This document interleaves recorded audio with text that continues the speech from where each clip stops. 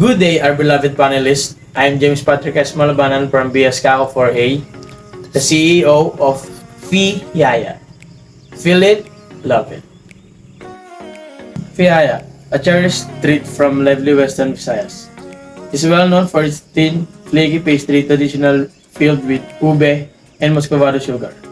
This regional gem, especially loved in Negros Occidental, stands a symbol of culinary excellence and cultural richness, treasured by both locals and visitors. I would like to present to you our company's mission and vision. Mission. Our company mission is to make and deliver high-quality Piyaya ube, ensuring the best taste experience for our customers. We are committed to continuous innovation and meeting the evolving preference of our valued customers. Vision.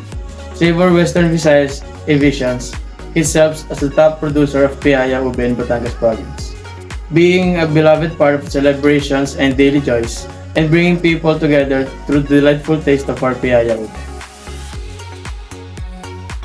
Problem statement. Fiyaya or Piyaya boasts deep historical roots in Negros Occidental. Piyaya is known for being one of its pasalubong, but is known for its original flavors like ube, mungo, and etc.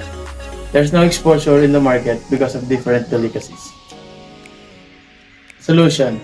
Put up a Fiyaya that has unique flavor like ube that would catch the attention of the customers or consumers. Adding some catchy packaging and doing some marketing strategies like free tasting for Fiyaya to be known in the market. Geographic location. DLTV Terminal is one of the largest and busiest in the municipality. It features numerous platforms, a variety of shops and eateries, and provides services that range from local buses routes to a long-distance travel. The terminal is a vital node in the city's transportation network, facilitating the movement of people and goods and contributing significantly to the local economy. Customers Journey Map. Customers can also order using Foodpanda.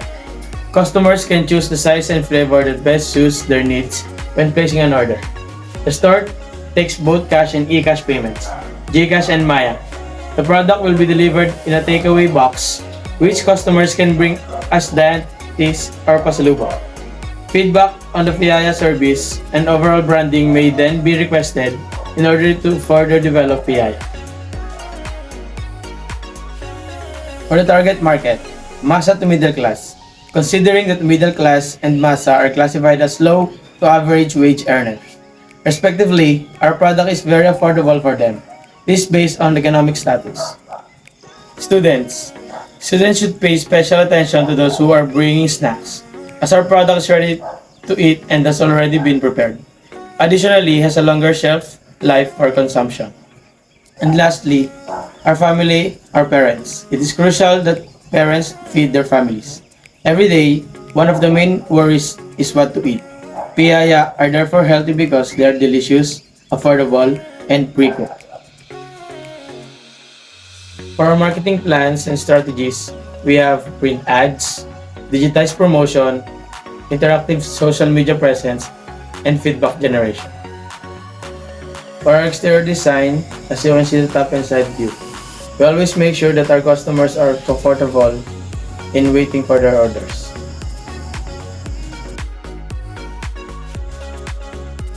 For packaging design, our company uses paper box with lock, assuring that our product is safe to travel.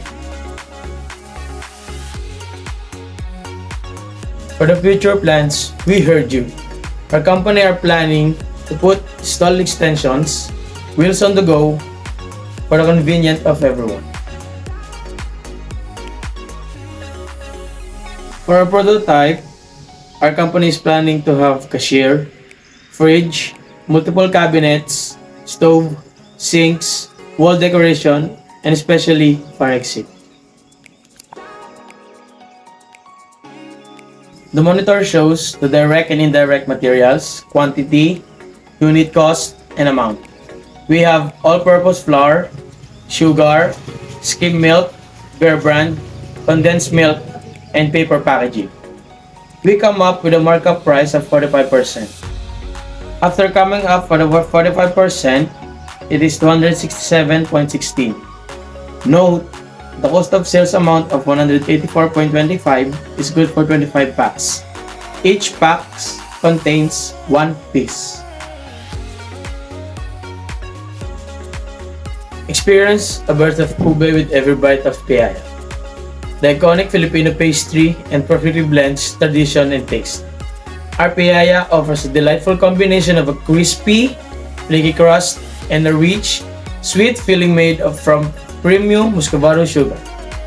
Each piece is handcrafted with love and care, ensuring the taste that transports you to the heart of the Philippines.